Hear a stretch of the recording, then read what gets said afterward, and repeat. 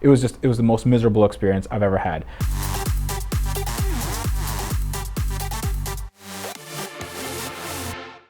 So I'm a big fan of oddball cars. I love cars like the Morgan three-wheeler. I love like K cars.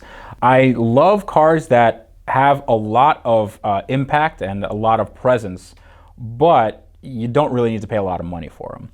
And one of these cars that I've always sort of liked and or hated was a Polaris Slingshot. And the Polaris Slingshot, you have two wheels in the front, one wheel in the back, and the one wheel in the back does the driving, and it's a rear-wheel drive car. It's powered by a 2.2-liter Ecotec engine from GM. It's non-turbocharged, so it's basically a Cobalt, has a 5-speed manual transmission, and it looks a little bit like a Transformer that was stuck mid-transform. It never quite made it. It's not chain-driven like a bike. It has this belt, it has this really big belt, and instead of, it has a regular 5-speed transmission, but that goes into like this weird gearbox type thing, and then that belt goes around the rear wheel. And then that is also like cantilevered on its own suspension. So it's actually, the engineering is interesting, but the way they do it, it's in a package where nothing really makes sense. I got a chance to drive one a long time ago, actually, with my friend Alex Roy. I drove that for about 5 minutes, and I didn't really like it. It was a little too loud. It wasn't my style. But years later, after I became a more mature auto reviewer, I decided that maybe I was a little harsh. I initially said that there was just some fit and finish issues, and it wasn't really the driving experience that I wanted. It looked really outlandish, but it kind of drove like an economy car. So I decided that I would give this thing a fair shot. I was doing a convention in southern Florida. I live in central Florida, and I needed a car to get there. So I went on Turo and I rented a Polaris Slingshot. There was one in the area, and I rented it for a few days. So I take it, and immediately I asked, the guy asked me where I was going to take the car. And usually people take these cars to, the movies or something. They take their wives or girlfriends around, and it's just something like an A to A car. Nobody ever says, I'm doing a road trip down to essentially the hottest place on earth. So he was like, oh, that's interesting. So I take the car and I start driving, and it's a 4-hour drive to South Florida. And if anybody in the audience knows anything about Florida, it gets very hot. There's not a ton of cover, and it's very easy to get sunburned. So I'm driving this car on the highway, and one thing that's very readily apparent is that I have a helmet, by the way. I have a helmet because otherwise you'll just go deaf. But it's readily apparent that this car is not very fast. So when I got on the highway and I realized that it wouldn't do more than 85 miles an hour, that was quite concerning to me, because now you have a car that you can literally fall out of if something happens, and it has seatbelts and stuff, but not really going to do much. So this is something where it's more akin to a motorcycle than anything else. So around 85 miles an hour is the end of the world for this, let's call it a car. So with Florida traffic wants to be at around 92 to 95 miles an hour on those long stretches, and it is a long stretch. So to get it up to those speeds, you have to put it in fifth and floor it, just mat it. And it drives not very good, because at that speed, your head is part of the aerodynamics of the car, and it's being pushed by 90 mile an hour wind, and you can't hear anything. So what I did was, I have these headphones. I had these earbuds that were in my ear, but since everything was so loud, I had to put the music that I was playing, which is Dragon Force. You always want to listen to Through the Fire and Flames when you're driving this car. The music was blaring in my ear just to hear something. So I'm driving this car, music blaring in my headphones, and I can't hear anything, and I'm praying that there's no rain. And in Florida's known for its rain sometimes, right? It's at some point, some droplets can come down. And I was lucky enough to find out what that felt like, because in hour 3 of my drive to South Florida, there were some ominous looking clouds up ahead. And you always do the thing where you're like, well, those clouds might pass, or I'm going in a different direction.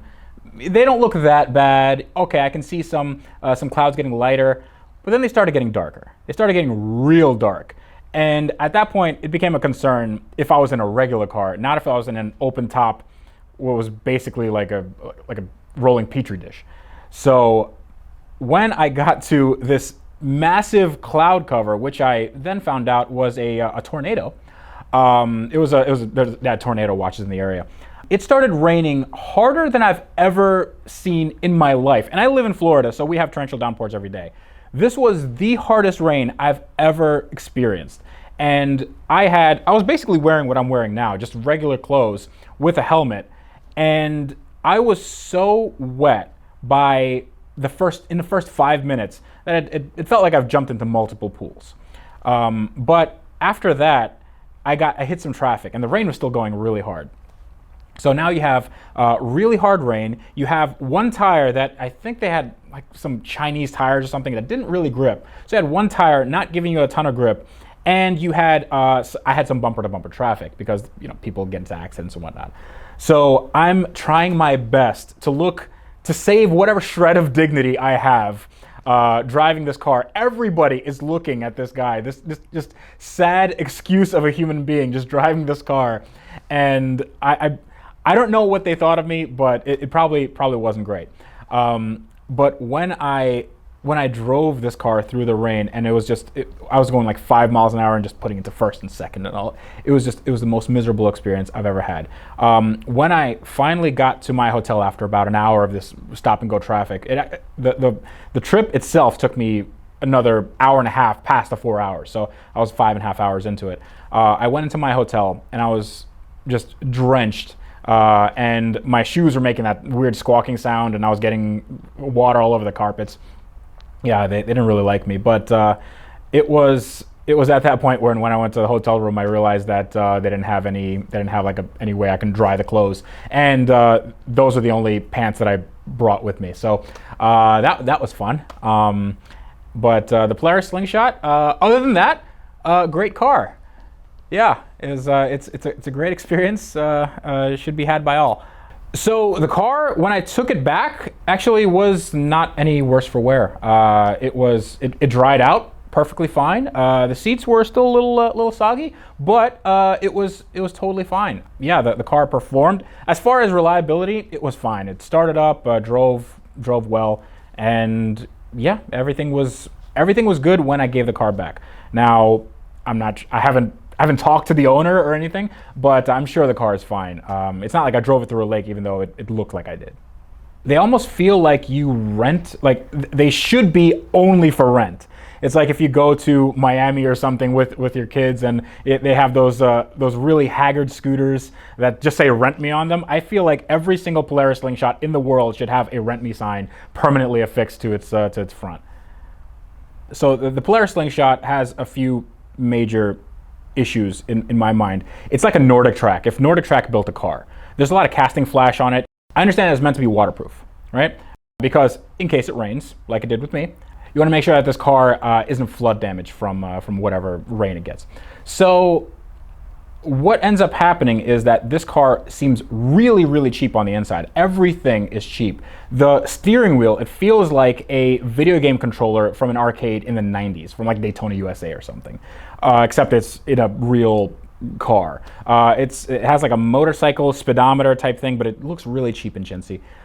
So it's not a car that you would consider high value per dollar, and when you realize that these things cost 30 grand and then people actually modify them, the sky's the limit for that. I'm not really sure that I would ever buy one. And also, they're not really fast. I mean, 90 miles an hour is the end of the world for these things. There are people who do LS swaps, which is really cool, but I can't imagine that car with more power going to one rear wheel and having a situation like I had. So yeah, that's